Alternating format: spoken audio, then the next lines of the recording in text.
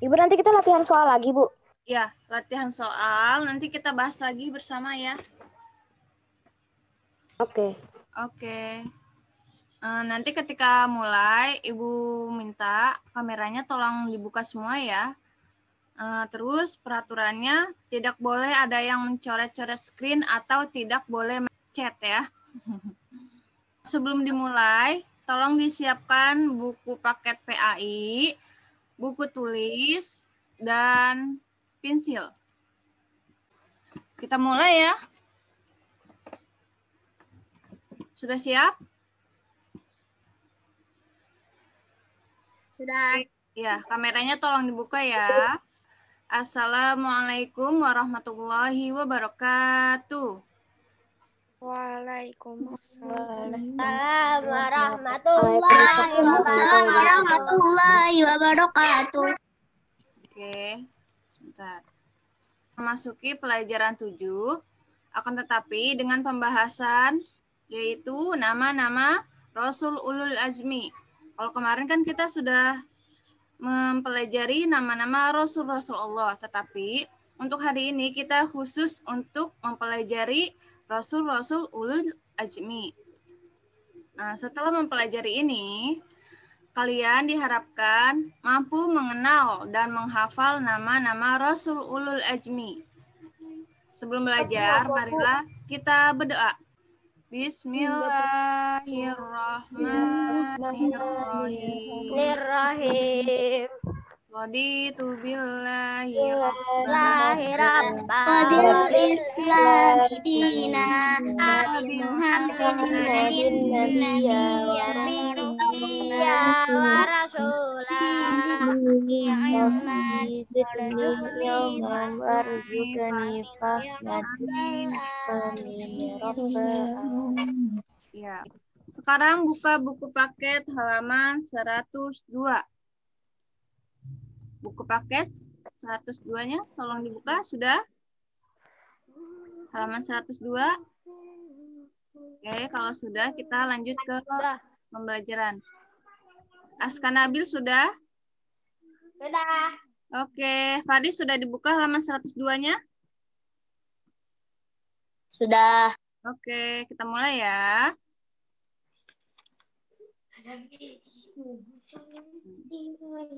C. Rasul Ulul Azmi. Sudah deh. Di sini pembahasannya Rasul artinya adalah utusan Allah, sedangkan Ulul artinya yang mempunyai, ya. Dan Azmi artinya kemauan yang teguh atau kuat. Dari pernyataan ketiga ini, bisa kalian tarik kesimpulan nggak? Apa ini kesimpulannya?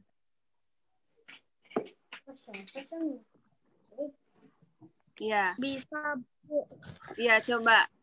Apa kesimpulannya? Utusan yang mempunyai kemauan yang teguh atau kuat. Oke. Ini adalah jadi Rasul Ulul Azmi adalah artinya utusan Allah yang mempunyai kemauan kuat untuk taat kepada Allah dan menyampaikan ajaran Allah kepada umat manusia. Oke, selanjutnya.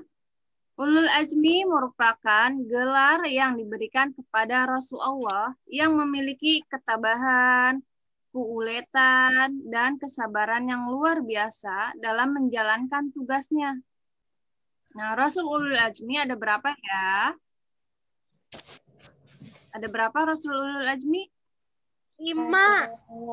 Ya, ada 5. Pintar. Oke. Lebih disimpan dulu ya rabananya. Oke, ada 5 ya Rasul Ulul Azmi.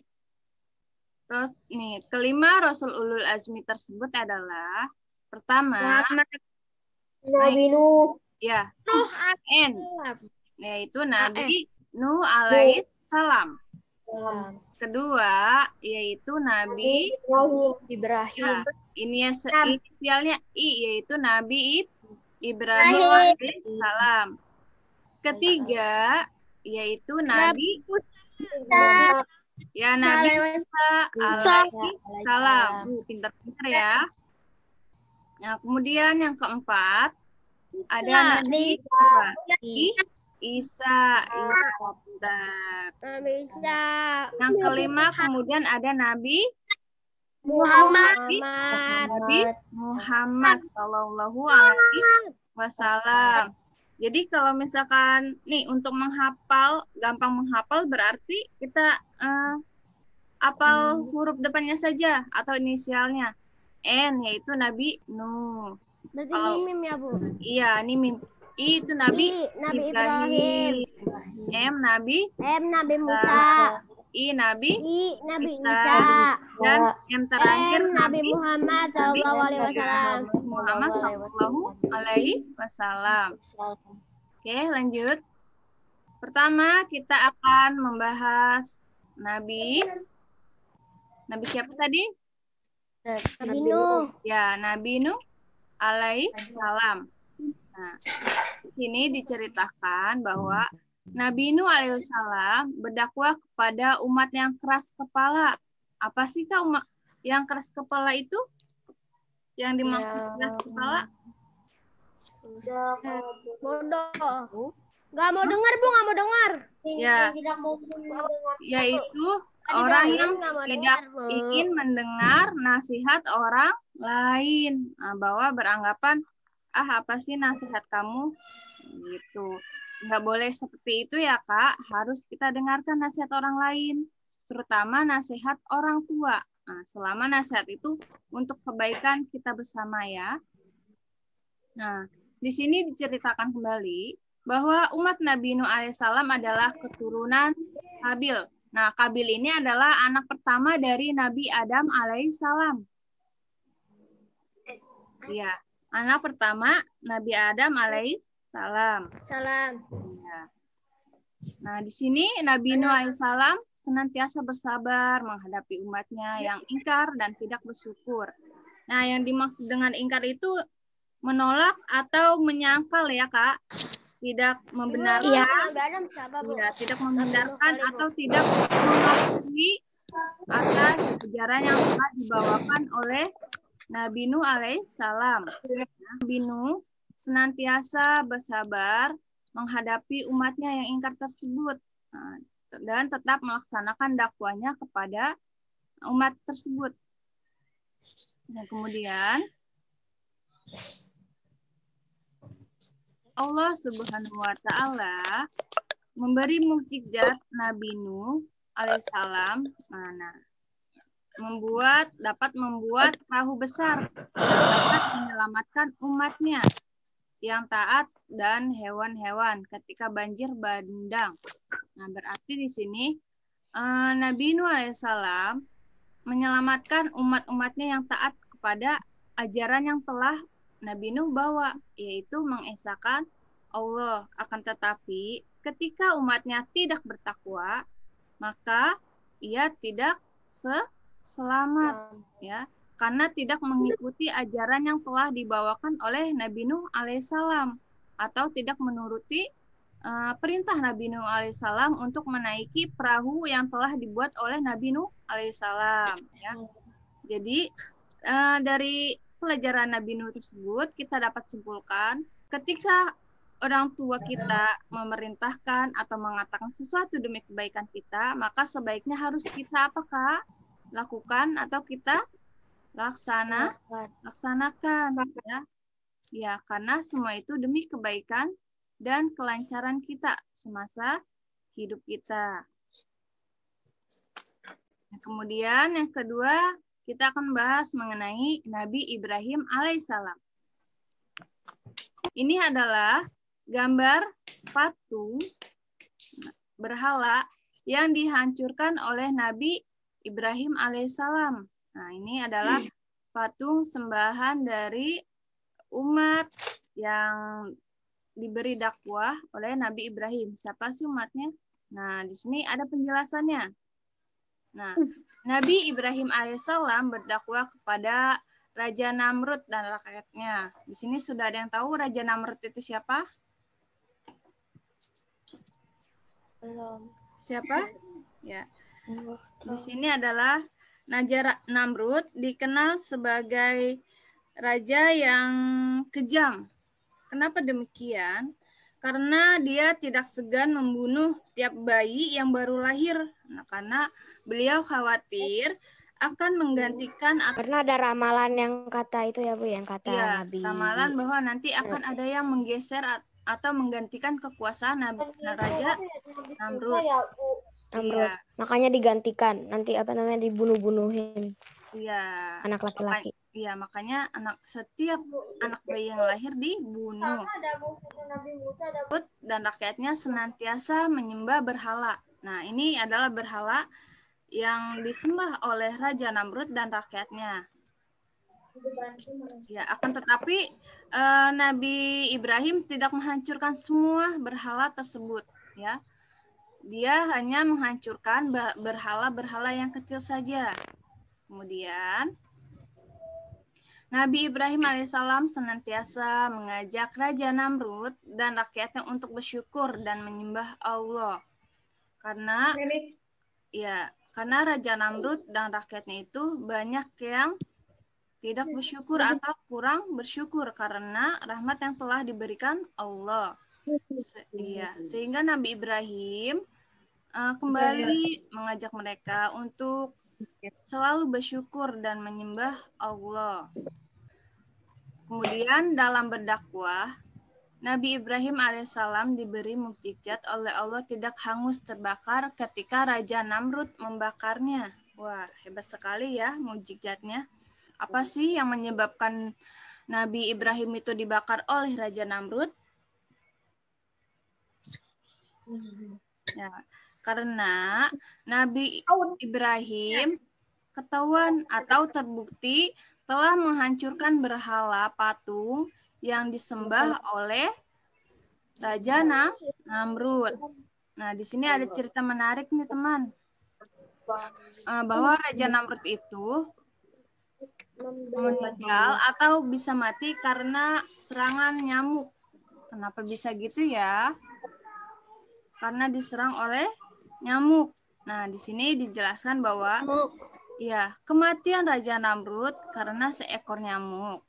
Nah, seekor nyamuknya itu bukan hanya menggigit langsung pergi, tapi seekor nyamuk itu masuk ke dalam lubang hidung Raja Namrud, kemudian bercokol atau berdiam diri di dalam hidungnya Raja Namrud. Nah itu berdiam dirinya nggak tanggung-tanggung, nggak cuma sehari atau 2 hari, tetapi selama 400 tahun. Ini adalah azab yang telah Allah berikan kepada Raja Namrud, ya. Nah, kemudian selama itu pula Raja Namrud memukuli kepalanya, ya, dengan palu sehingga ia mati atau terbunuh karena palu tersebut. Nah, itu dia yang menyebabkan Raja Namrud meninggal. Oke, sampai sini ada pertanyaan? Oh, Raja Namrud itu sampai meninggal gara-gara digigit nyamuk. Oh iya, kan tadi sudah dijelaskan nyamuk itu berdiam diri atau bercokol di dalam hidung Raja Namrud selama 400 tahun. Dan selama nyamuk itu berdiam diri dalam hidung Raja Namrud, selama itu pula Raja Namrud memukuli kepalanya dengan palu hingga akhirnya dia meninggal karena palu tersebut. Jadi karena palu. Bukan apa dipukulin pakai palu, Bu. Ya, karena dia merasa tidak nyaman di hidungnya ada seekor nyamuk berdiam diri selama 400 tahun. Bayangin, kita aja kalau digigit nyamuk baru sebentar aja udah gatel-gatel ya, apalagi selama 400 tahun. Nah, mungkin dia itu tidak tahan, kemudian memukuli kepalanya kayak palu dan dia berharap nyamuk tersebut bisa pergi. Ternyata tidak, hingga dia meninggal. Nah, seperti itu. Kayak bunuh diri ya, Bu, ya. Iya. Oke. Memang pas yang dipukul pakai palu dia langsung meninggal, Bu. Enggak sekali mukul dia langsung meninggal, tapi Bu, Pak. Kenapa? Enggak sekali mukul palu di kepala dia langsung meninggal, tetapi berkali-kali dia mukul kepalanya sampai ia meninggal ya, sehingga dia meninggalnya karena palu yang dia pukuli ke kepalanya. Nah, selanjutnya Ani ada ayat Faja'alahum judadza illa kabiran lahum Kabirallahum la'allahum ilayya raji'un. Oke, terima kasih Kakak. Artinya, maka dia, Ibrahim, menghancurkan berhala-berhala itu, berkeping-keping, kecuali yang besar atau induknya, agar mereka kembali untuk bertanya kepadanya. Oke, selanjutnya adalah Nabi Musa alaihissalam.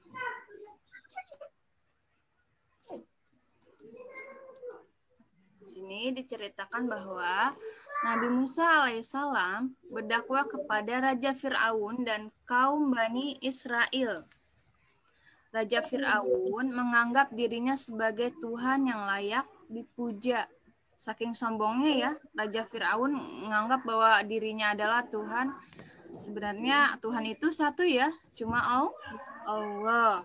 Nah, di sini dijelaskan bahwa Raja Fir'aun adalah raja yang zalim, yaitu raja pembangkang, angkuh, terus juga egois, emosi, dan congkak.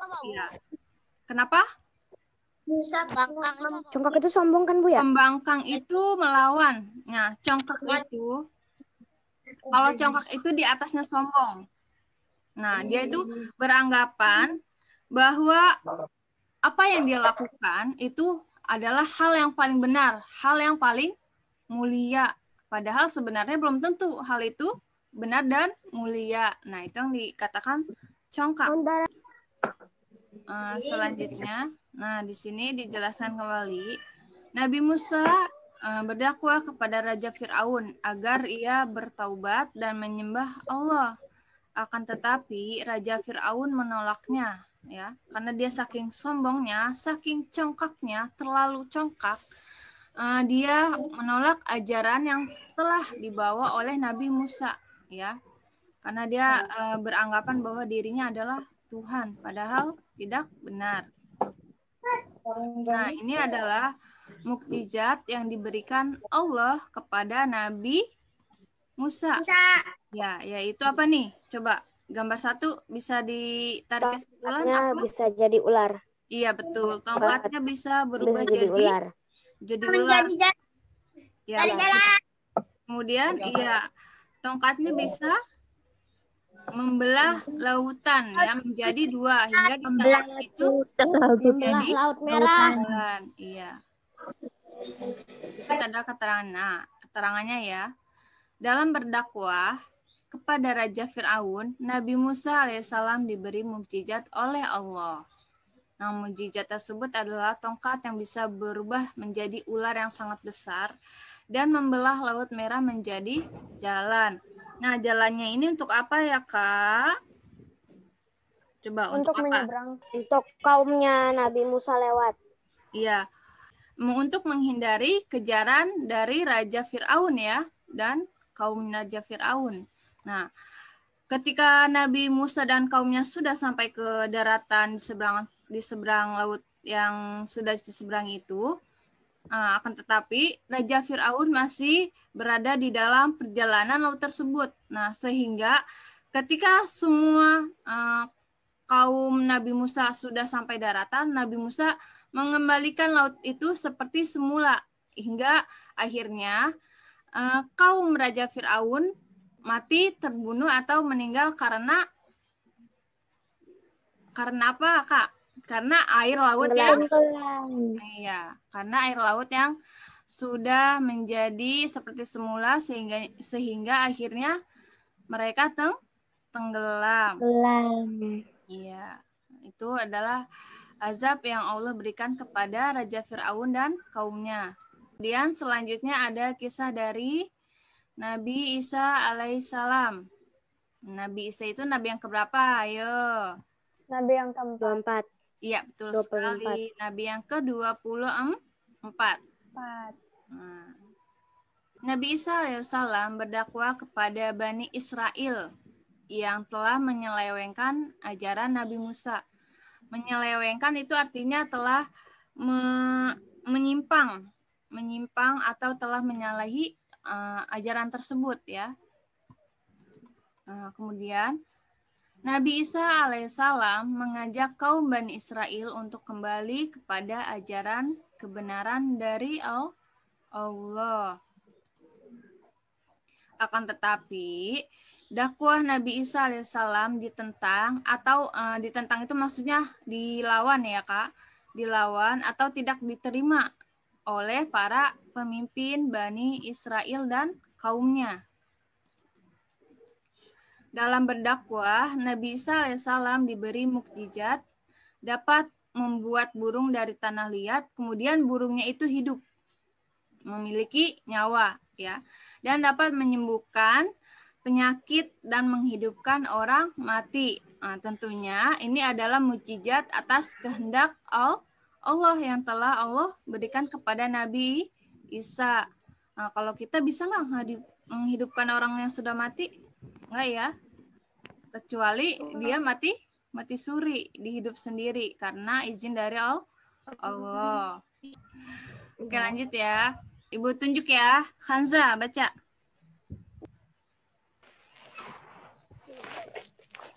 Kelihatan Wa nggak, Kak? uhyil mauta biiznillah. Artinya? Dan aku menghidupkan orang mati dengan izin Allah. Quran Surat Al-Imran ayat 49. Oke, terima kasih Kakak, Masya Allah. Jadi sesuatu yang terjadi di muka bumi ini, baik buruk, itu adalah semua sudah Allah tetapkan dan sudah ada izin atau kehendak dari Allah. Ya. Ya. Nah, Nabi Muhammad Nabi yang keberapa, Kak? Terakhir. Ya, yang terakhir. Yang terakhir itu kemana? Berapa? 25. Ya, Nabi yang 25. Nah, Nabi Muhammad SAW adalah Rasul terakhir. Tidak ada Nabi lagi setelah Nabi Muhammad SAW. Nabi Muhammad berdakwah menghadapi kaum kafir Quraisy. Nabi Muhammad SAW berdakwah menyebarkan agama Allah, yakni agama Islam. Nah, ini adalah Al-Quran. Dalam dakwah itu, Nabi Muhammad kemudian diberikan mukjizat berupa kitab suci Al-Quran, ya. Al-Quran merupakan mukjizat terbesar bagi Nabi Muhammad SAW. Karena dalam Al-Quran tersebut berisi petunjuk, pedoman hidup, serta pengetahuan yang dapat digali kebenarannya terus-menerus dan sepanjang masa. Jadi, isi Al-Quran itu tidak ada seorang pun yang mampu mengubahnya. Karena Al-Quran adalah wahyu Allah yang diturunkan kepada Nabi Muhammad. Jadi, banyak sekali ya, apa yang dikatakan Al-Quran itu sekarang banyak terbukti seperti adanya Laut Merah, seperti adanya ditemukannya api dalam air. Jauh dari sebelum itu sudah sudah terdapat dalam Al-Quran bahwa semua itu ada. Mukjizat artinya kejadian atau peristiwa yang luar biasa atau ajaib yang sukar atau tidak bisa dijangkau oleh kemampuan akal manusia. Jadi mukjizat itu hanya dimiliki oleh Nabi dan Rasul yang Allah kehendaki ya. Kemudian, nih ada nasihat. Bacalah Al-Quran. Karena kamu akan mendapatkan ketenangan dan pahala dari Allah. Oke, sampai di sini ada yang ingin Nggak ada, bertanya? Bu. Oke, kita lanjut ya. Nah, berikut adalah Allah Subhanahu wa taala berfirman, "Wa ma arsalnaka illa rahmatan lil alamin." Artinya, dan kami tidak mengutus engkau Muhammad melainkan untuk menjadi rahmat bagi seluruh alam. Terdapat pada surat Al-Anbiya ayat 107. Kemudian ini adalah hikmah beriman kepada Rasul-Rasul Allah. Pertama, memahami dan mempelajari tentang Rasul Allah berarti kita telah beriman dan percaya risalah yang dibawa. Dalam beriman kepada Rasul Allah terkandung hikmah yang banyak.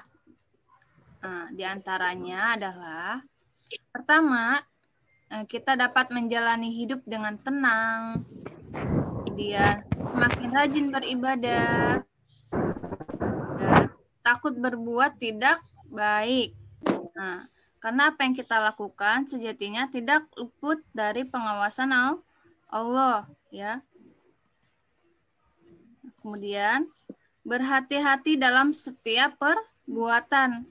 Jadi ketika kita ingin melakukan perbuatan, dipikirkan dulu nih akibatnya apa yang akan terjadi. Kemudian apa yang akan terjadi jika kita berbuat demikian? Akibatnya merugikan orang lain atau tidak? Nah, akan selalu berhati-hati. Kemudian semakin rajin belajar. Nah, ini adalah semua hikmah yang ada ketika kita beriman kepada Rasul Allah. Sekarang, tolong disiapkan buku latihannya. Sudah siap? Sudah. Siap, Bu. Sudah. Oke, latihan soal. Pertanyaan nomor 1. Ulul azmi merupakan gelar yang diberikan kepada Rasul Allah yang memiliki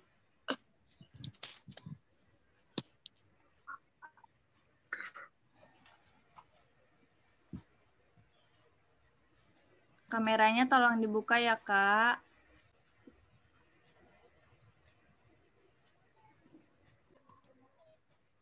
Oke, sekarang nomor 2 ya. Lanjut, Bu. Oke, berapa jumlah Rasul ulul azmi? Nah, aku tahu. Sudah, Bu. Oke. Saya sudah, Bu. Oke. Sudah, Bu. Oke, nomor 3 ya.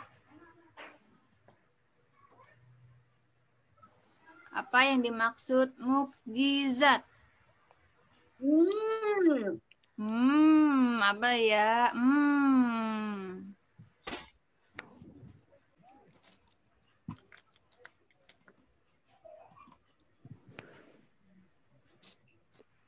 Sudah, Bu. Nomor 4. Oke. Sudah. Oke. Lanjut ya. Nomor 5. Apa bukti bahwa kita telah beriman dan percaya pada risalah yang dibawa Rasul Allah?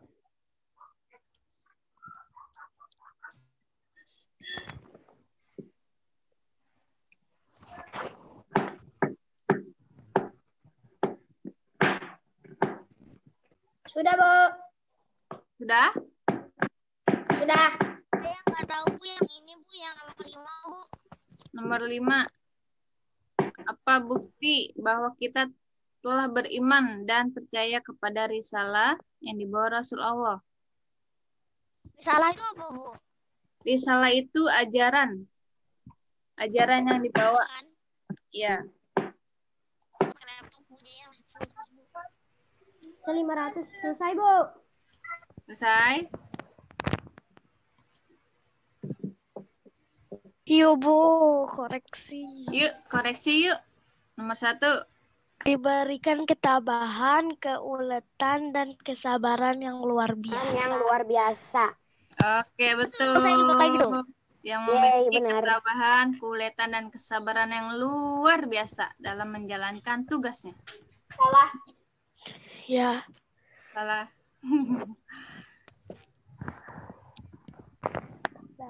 Sekarang nomor 2 ya.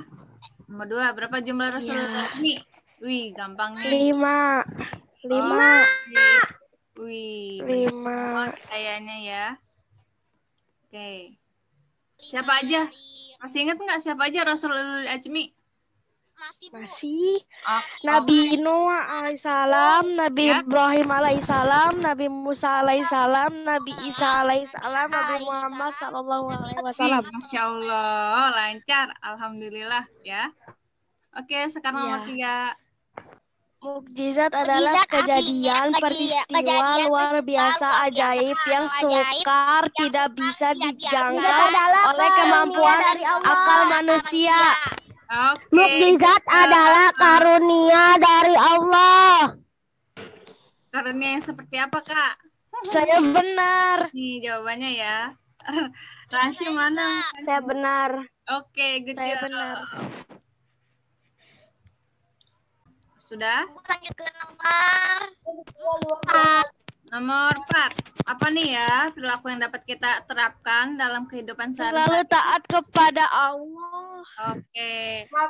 Sabar. Sabar. Semangat. Taat kepada Allah. Menyerah, taat kepada Allah dan selalu bersyukur. Selalu bersyukur. Kalau ada jawaban kalian di antara semua ini, misalkan adanya sabar sama semangat, betul ya? Ada Bu saya. Ya, misalkan adanya taat sama Saya jawab selalu bersyukur. benar. bersyukur dan tabah.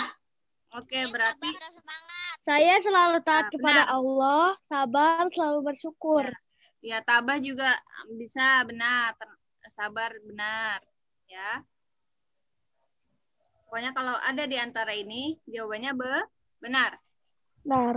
Oke. Terakhir. Sekarang nomor 5. 5. Oke. Nomor 5 jawabannya seperti ini ya. Meneladani perbuatan yang dilakukan Rasulullah. Nah, seperti sholat. Saya salah. Iya. Bu, meneladani perbuatan Nabi boleh, Bu? Ya, Nabi atau Rasulullah ya.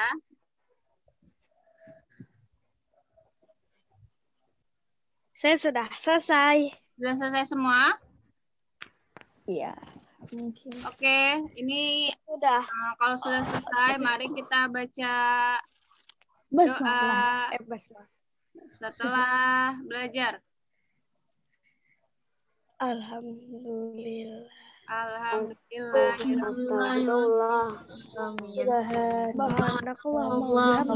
Asyhadu an la ilaha illa anta astaghfiruka wa atubu ilaik. Assalamualaikum warahmatullahi wabarakatuh. Salam warahmatullahi wabarakatuh. Ditunggu ya, Kak. Assalamualaikum Bu. Ya, Ya Waalaikumsalam. Bu. Kirim ke Ibu kan Bu? Ya, langsung kirim ke WA aja ya, Kak.